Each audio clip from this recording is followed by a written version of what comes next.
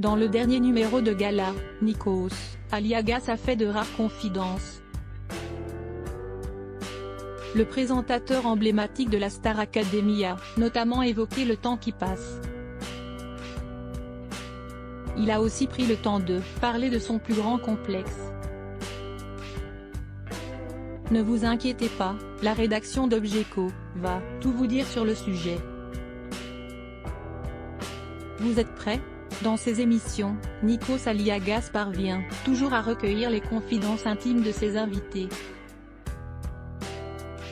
Mais cette fois-ci, c'était à lui de répondre aux questions.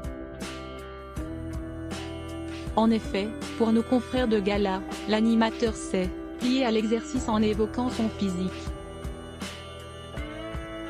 À question de savoir ce qu'il voyait en se regardant dans le miroir, il a répondu: avec le temps, je ressemble de plus en plus à mon père Andreas, je vois aussi le grand front de mon grand-père Spyro.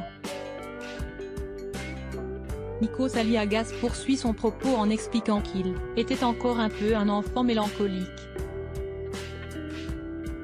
Celui qui rêve et qui ne croit pas en lui, je vois certainement encore un peu cet enfant un peu mélancolique.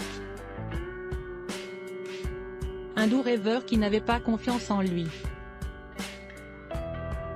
Arrivé à un certain âge, de nombreuses personnes commencent à souffrir de la perte de cheveux. Mais si certains assument fièrement leur calvitie, pour d'autres, c'est une réelle source de souffrance. C'est le cas notamment de l'animateur de The Voice. Lisez la suite, vous allez comprendre. Dans cette interview, Nikos a également révélé ce qu'il aimait le moins chez lui. Et la réponse n'a pas mis longtemps à venir. En effet, il ne supporte pas ses cheveux, mes cheveux ou ce qu'il en reste. Comme dirait un ami, les cheveux ne tombent pas, ils déménagent. Ils quittent le crâne pour aller pousser ailleurs, le dos par exemple. L'animateur emblématique de TF1 est tellement complexé, qu'il en parle souvent, avec des célébrités ayant déjà perdu tous leurs cheveux. On pense notamment à Pascal Obispo ou encore à Nicolas Cantalou. Et le résultat de ces discussions est toujours le même. En effet, selon eux, il vaut mieux se raser la tête pour savoir qui tu es. J'ai de grandes discussions avec Pascal Obispo et Nicolas Cantalou qui me racontent quasiment la même chose: tant que tu n'as pas rasé ta tête, tu ne sais pas qui tu es. Malgré tout, Nikos Aliagas ne souhaite pas changer d'apparence.